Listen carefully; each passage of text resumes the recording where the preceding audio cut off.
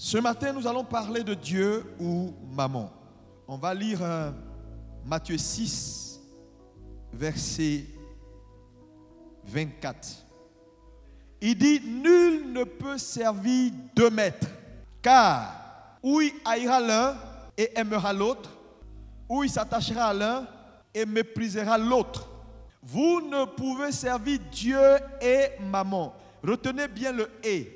Et conjonction de coordination. Vous ne pouvez servir Dieu et maman.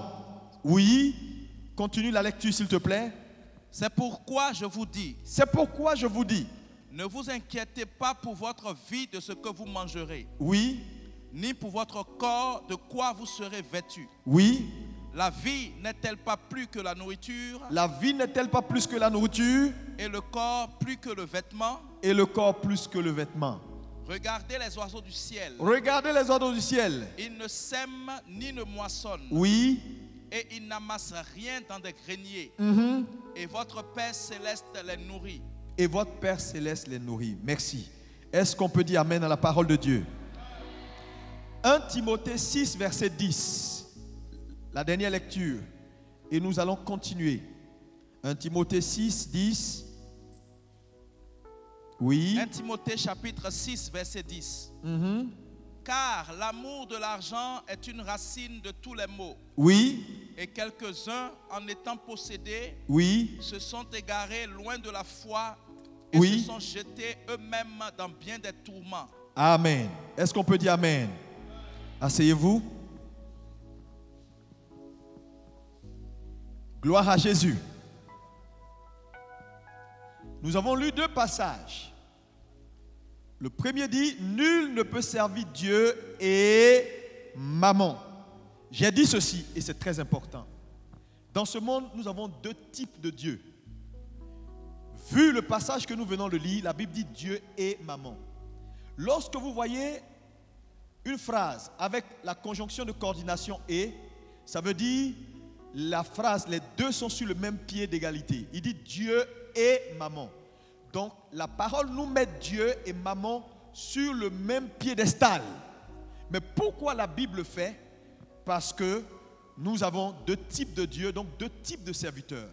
Ceux qui servent Dieu et ceux qui servent maman. Mais maman, c'est quoi? Certaines traductions bibliques disent maman, c'est l'argent. Maman n'est pas l'argent. Maman est l'esprit derrière le matériel. Tout ce qui est matériel a un esprit derrière. Et cette puissance-là, c'est elle qu'on appelle maman. N'oubliez pas que Satan a dit à Jésus, il dit, prosterne-toi et adore-moi, et je te donnerai toutes les richesses de ce monde, parce que cela m'a été donné. Donc, le matériel en général, la force derrière le matériel est ce qu'on appelle maman. Mais comme tout ce qui est matériel a son équivalent en argent, les gens ont conclu que maman, c'est l'argent. Maman n'est pas l'argent. Maman est la force qui agit derrière tout ce qui est matériel. Maintenant, pourquoi la Bible insiste pour dire on ne peut servir Dieu et maman? La Bible nous dit simplement et nous met en garde. L'attachement d'un homme à Dieu est déterminé par son attachement à maman. Ça veut dire quoi? Plus un homme est attaché à Dieu, moins il le sera à maman. Plus un homme est attaché à maman, moins il le sera à Dieu. Il n'y a pas de possibilité de faire, bon, moi je suis avec Dieu et je suis avec maman. Non, ce n'est pas possible. C'est pourquoi vous devez travailler chaque jour pour que votre attachement à Dieu grandisse, parce que c'est la seule possibilité pour vous de faire quoi? De fuir maman et de vous séparer, de vous éloigner de cette force qui a un seul objectif: vous détourner de la volonté de Dieu et vous détourner des voies de Dieu. Dites Amen. Dites-moi bien Amen. On ne peut servir deux maîtres. Ça veut dire les deux sont maîtres. Jéhovah est un maître, maman est un maître. Maintenant la question, il ne s'adresse pas ici à des païens, il s'adresse à des chrétiens. Le problème c'est, tu es dans l'église. Est-ce qu'on peut dire quelqu'un est dans l'église et il sert maman? Oui. On peut être dans l'église, on peut être assis et on peut servir maman. Et donc, chacun doit comprendre. Alléluia. Parce que la problématique dans ce test, C'est comment aimer Dieu, comment servir Dieu, comment prospérer pour Dieu, tout en gardant son cœur pour Dieu. Voilà la problématique. Et ce sera l'enjeu de ces temps de la fin. La volonté de Dieu, c'est que vous prospérez. La volonté de Dieu, c'est que vous allez loin dans la vie. Dieu veut que l'Église soit plus puissante que les gens du monde. Oh, dis-moi un bon amen si tu le crois. Et à chaque fois qu'un chrétien prospère, c'est Dieu qui prend la gloire. Mais la question, c'est comment prospérer, devenir puissant et garder son cœur attaché à Dieu. Si tu as pu répondre à cette question, tu es sauvé. Et c'est ce que Dieu nous évertue à comprendre depuis un certain moment. Et parlant de ce sujet, nous avons énoncé un principe sur lequel je vais revenir tout à l'heure dans mon message. Parce que là, je suis dans des rappels. Cela nous a envoyé dimanche dernier dans comprendre le principe de la dîme. Frère, je vais vous dire la vérité. Quand on parle de dîme, le problème de la dîme dans l'église est lié au fait que l'enseignement n'a pas été le bon. La dîme est un principe. Quel est le principe? Dans tout ce que Dieu fait pour un homme, ou dans tout ce que Dieu donne à un homme, Dieu veut faire partie. Voilà, c'est tout. Si tu as compris ça, tu as tout compris. Voilà le principe de la dîme. Dieu veut rester dans tout ce qu'il te donne. Dans tout ce que Dieu t'apporte, Dieu veut avoir une part dedans. Parce que c'est la part de Dieu dans la vie d'un homme qui détermine la présence de Dieu dans la vie de cet homme.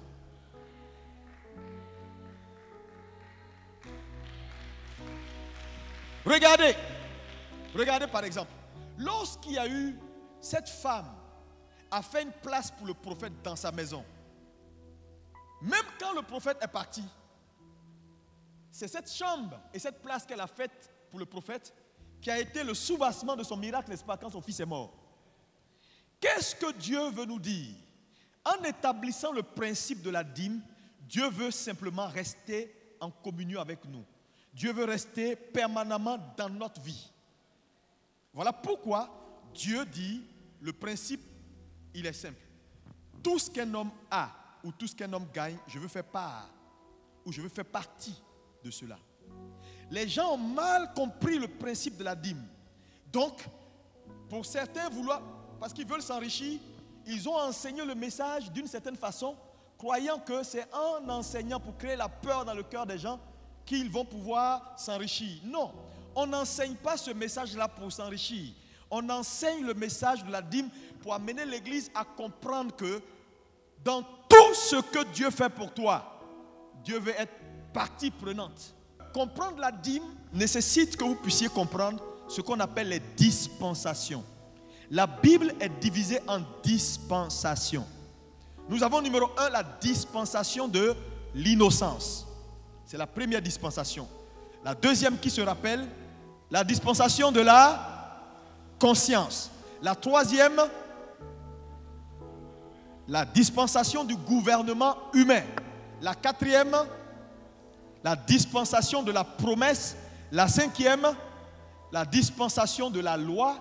Et la sixième, la dispensation de la grâce. Nous sommes aujourd'hui dans la sixième dispensation, la dispensation de la grâce.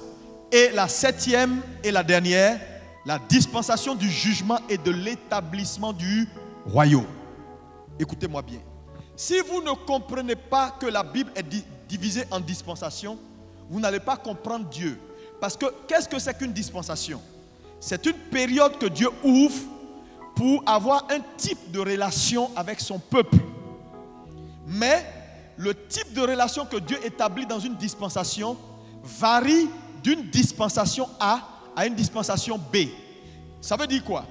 Dans la dispensation, par exemple, c'est un exemple de l'innocence, Dieu peut dire certaines choses. Dès qu'il passe de la dispensation de l'innocence à la dispensation de la conscience, il peut changer tout ce qu'il a dit.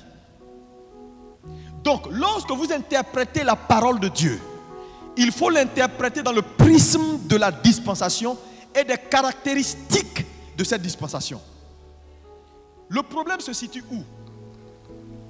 Lorsque nous lisons la Bible et que nous voulons comprendre la notion de la dîme, il est important d'aller à ce qu'on appelle la loi de la first mention ou de la première mention. Et quand on va à la loi de la première mention du mot dîme dans la Bible, Genèse 14. Qu'est-ce qui se passe à Genèse 14? Dieu fait une interruption soudaine dans l'Ancien Testament. Et il se nomme Melchisédek. Parce que le Melchisédek n'a ni père ni mère, n'a ni généalogie. Hébreux 7 plus tard nous dit c'est un type de Christ. Mais pourquoi, pour la première mention du mot dîme, Dieu fait une interruption soudaine dans la Bible et à partir de cet instant-là, il reçoit la dîme d'Abraham et puis il disparaît. C'est parce qu'il veut donner une leçon, il veut enseigner un principe. Frère, c'est très important. Je dis, si tu comprends ce que je te dis ce matin, tu es sauvé. Donc, Abraham bénit Melchisédek avec sa dîme. Et donc, nous voyons que les gens disent, non mais la dîme c'est la loi. Ah non, non, c'est l'Ancien Testament. Numéro 1, l'acte de Genèse 14, quand Abraham rencontre Melchisédek, ça se fait dans quelle dispensation? Ça se fait dans la 4e dispensation, la dispensation de la promesse. Mais cet acte que nous venons de voir, où Abraham donne sa dîme à Melchisédek, se fait dans la 4e dispensation, la dispensation de la promesse. Ce qui veut dire, la loi ne t'est même pas encore arrivée parce que la dispensation de la loi, c'est la 5e dispensation. Donc, la dîme a été établie avant que la loi ne vienne. Voilà la première vérité que je veux que tu saisisses. Donc, la dîme n'est pas la loi.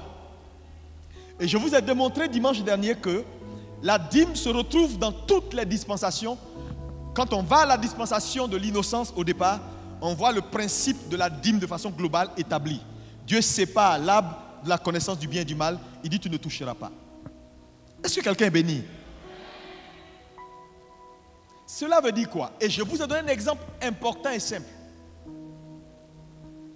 Dieu dit dans Genèse 1 verset 29, il dit je donne aux hommes pour nourriture tous les fruits des champs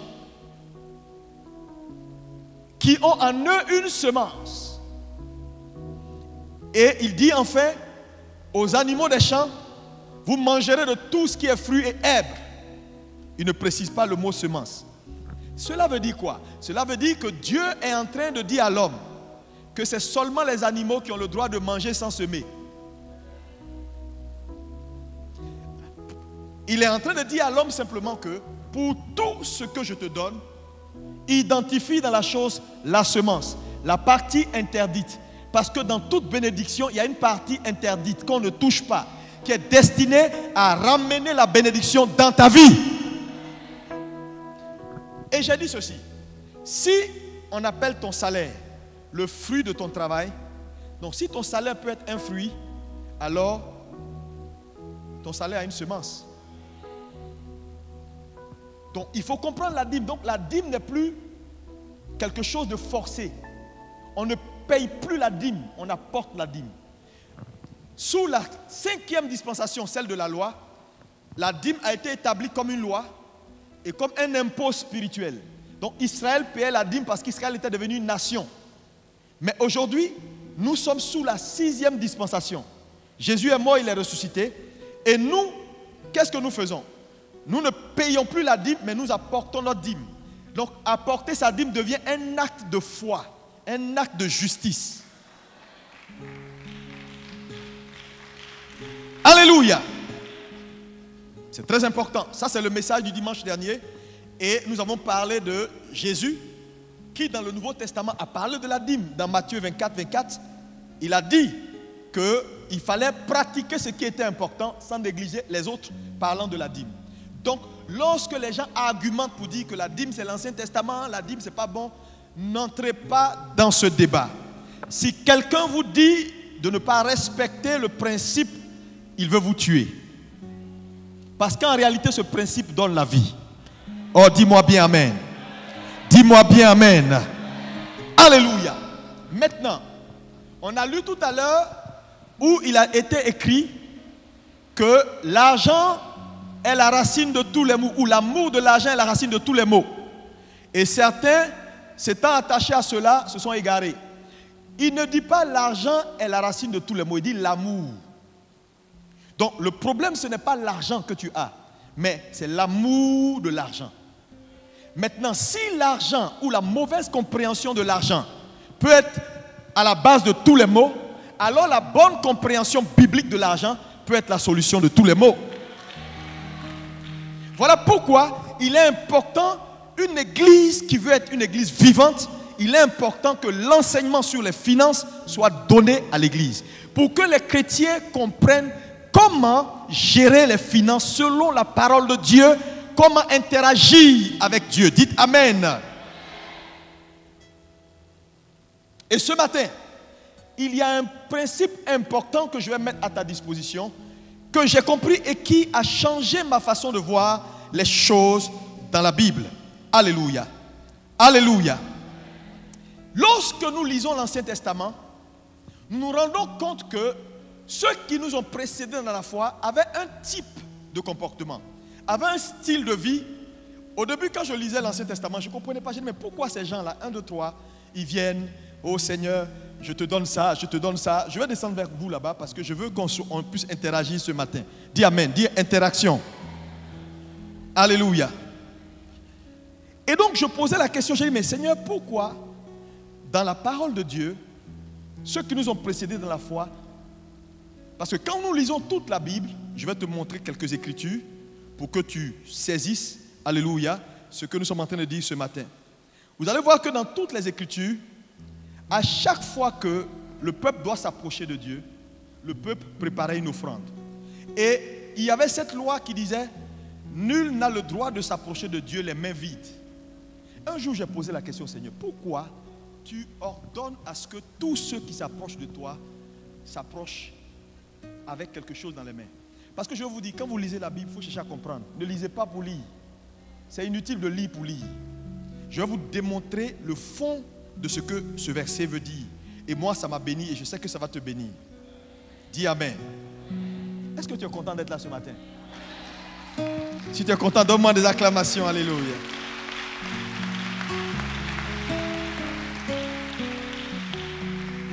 Exode 8, verset 22. Ces versets, on ne va pas tous les lire, je veux que tu les notes pour ta méditation personnelle. Exode 8, verset 22. Lévitique 5, verset 11. Lévitique 5, verset 11. 1 Samuel 2, verset 28. Exode 8, 22. Lévitique 5, 11. 1 Samuel 2, 28. 2 Chroniques 7, verset 5. Il y en a beaucoup, hein. Je vais vous donner ces quelques-uns. Ok. Quand nous lisons ces passages, le point commun de ces passages, c'est vous n'avez pas le droit de vous approcher de Dieu les mains vides. Et quand nous lisons l'Ancien Testament, on voit qu'à chaque fois que les gens s'approchaient de Dieu, ils faisaient un sacrifice, ils bâtissaient un autel, ils tuaient un animal, ils mettaient sur l'autel. Jacob, voyageant, lorsqu'il a vu l'échelle de la terre monter jusqu'au ciel, les anges monter et descendre, il dit celui est redoutable, il a bâti un autel, il a fait un sacrifice. Abraham, de sa vie, a fait tellement de sacrifices et a bâti tellement d'autels. Lorsque Salomon, dans 2 Chroniques, devait consacrer le temple à l'Éternel, la Bible dit, lis-moi 2 Chroniques 7, verset 5. Vous allez voir que Salomon a donné à Dieu tellement de sacrifices. Oui, vas-y. 2 Chroniques, chapitre 7, verset 5. Oui. Le roi Salomon immola 22 000 bœufs et 120 000 brebis. 22 000 bœufs et 100 quoi? 20 000 brebis. 120 000. Quel est le sens de tout ça?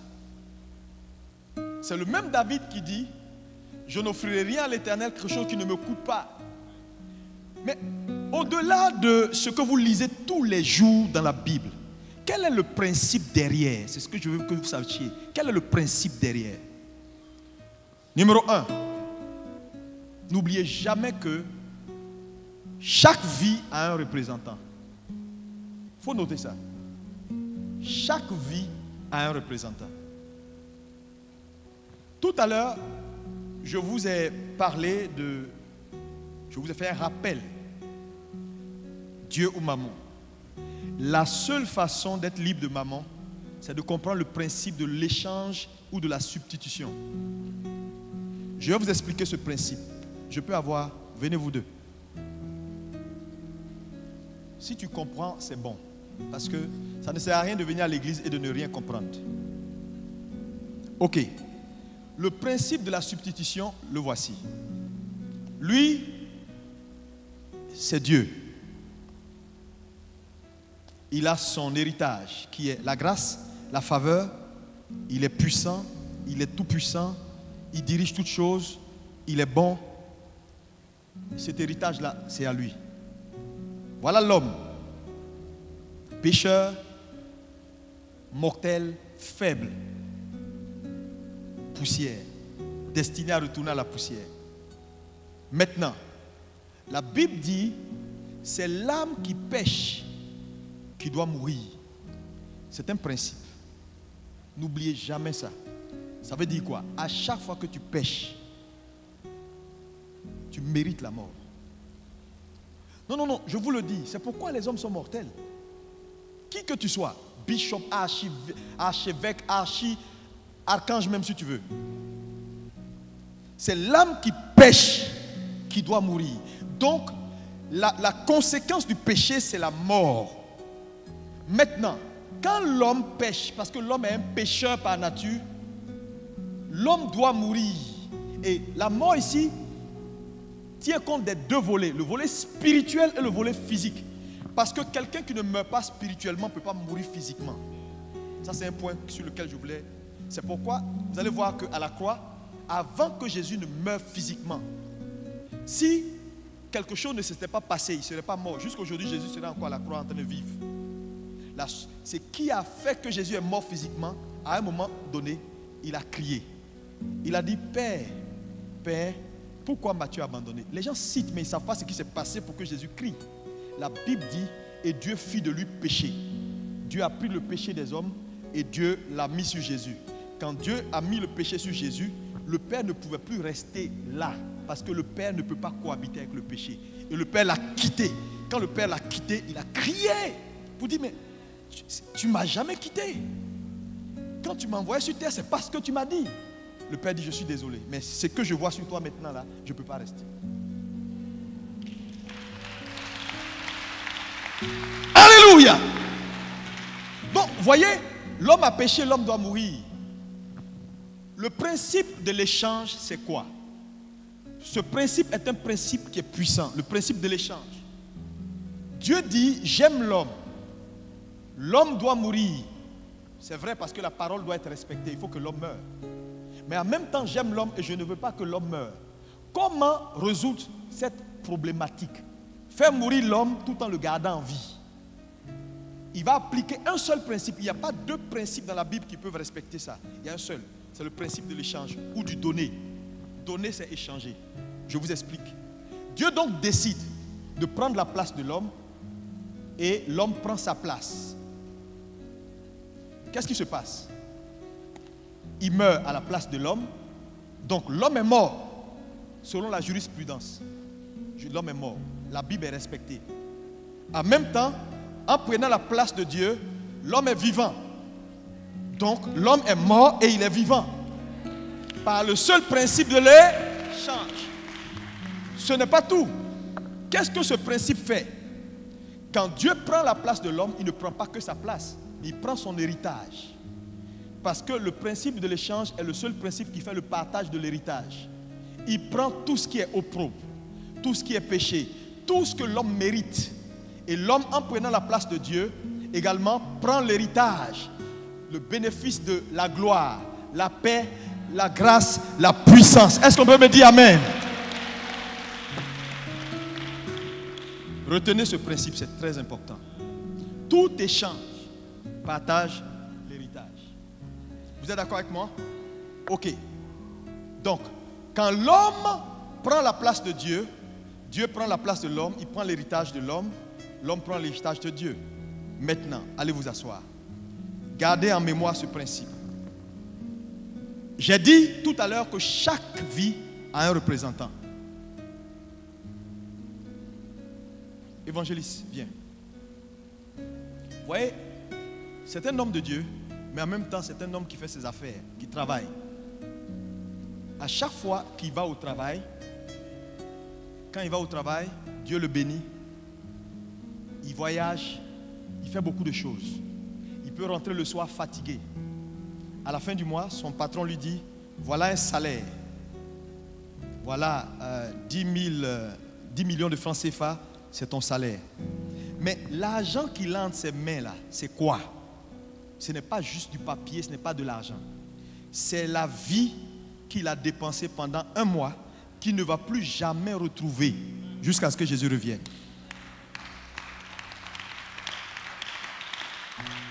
Amen. Et les hommes appellent ça le fruit de son travail. Donc ce n'est pas seulement du papier, c'est le fruit de son labeur.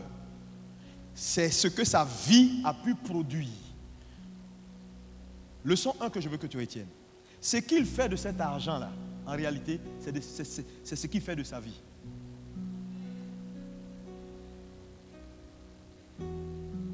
C'est la façon dont il traite, l'argent là. C'est comme ça sa vie sera. Parce que ce n'est pas seulement de l'argent. C'est sa vie qui a subi une mutation sous forme de quelque chose qu'on a mis entre ses mains. Donc, vous devez faire très attention quand vous êtes chrétien. Quand Dieu met des ressources entre vos mains, ce n'est pas seulement de l'argent. C'est une partie de vous qui s'est transformée en argent. Donc, vous ne pouvez pas dissocier l'argent que vous avez de votre vie. Si vous prenez cet argent-là pour déposer dans des cabarets, dans des boîtes de nuit, c'est en fait votre vie que vous déposez dans des cabarets et dans des boîtes de nuit. Si vous prenez cet argent-là pour sponsoriser des choses bizarres qui ne glorifient pas le nom du Seigneur, c'est votre vie qui participe à glorifier ces choses-là. Et puis vous devenez quoi? Serviteur de maman. La question était, on ne peut servir deux maîtres. Soit tu sers Dieu, soit tu sers maman. Beaucoup de gens pensent qu'ils servent Dieu. Mais c'est ce que tu fais de ton argent qui détermine si tu sers Dieu ou si tu sers maman.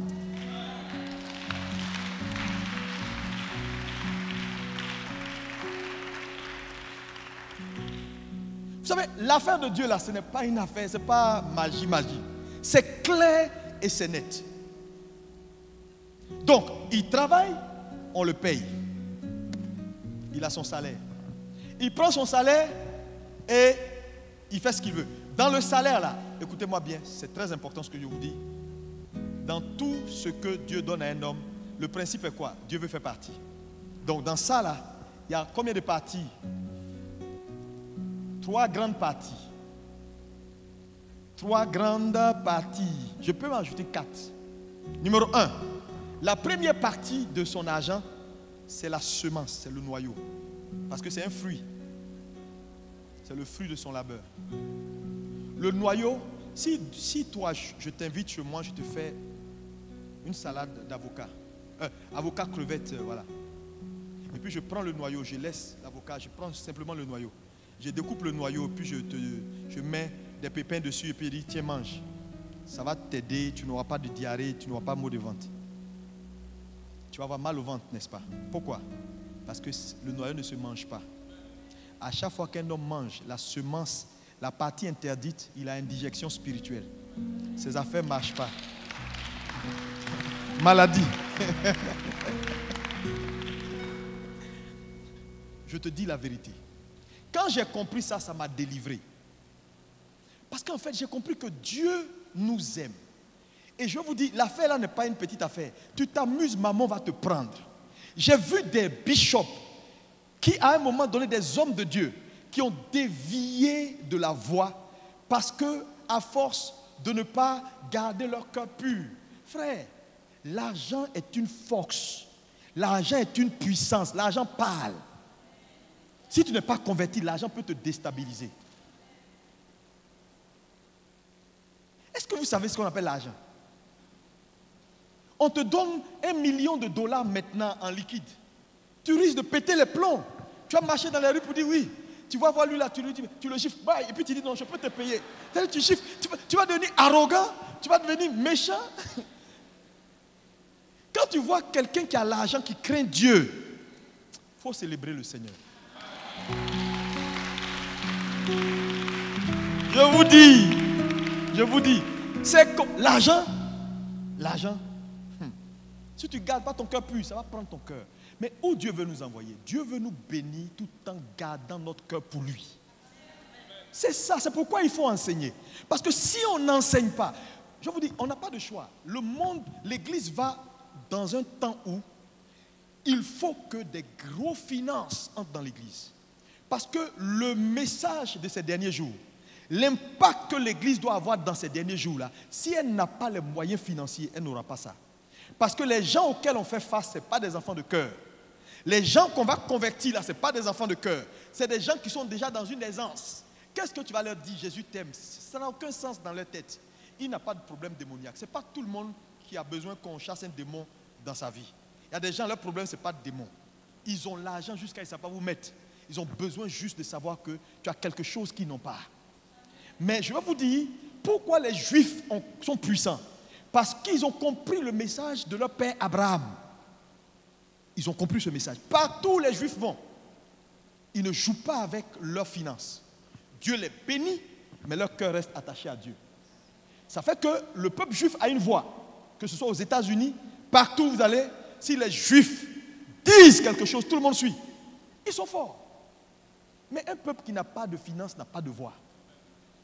Si tu n'as pas de finances, même ton onction là, ça va se cacher quelque part dans la brousse, personne ne va voir. Dis amen. Ça, c'est son argent. Mais n'oubliez pas qu'il y a 3 parties. Numéro 1, il y a le noyau, la semence, qui ne doit jamais manger s'il veut continuer à être béni. S'il veut que Dieu renvoie la vie qu'il a perdue. Est-ce que vous savez pourquoi certaines personnes meurent vite? Moi, je l'ai compris. Un jour, Dieu m'a dit, tu sais mon fils, un homme qui ne respecte pas le principe de la dîme ne va pas durer sur terre. J'ai dit, hein? Pourquoi? Il dit, mais tu travailles, tu fais beaucoup de choses, tu perds ta santé, on te paye. Me donner ce qui est la semence pour que je puisse bénir cette vie perdue, te donner la longévité, tu manges tout, y compris la semence. Qui va remplacer la vie que tu as perdue si tu manges tout?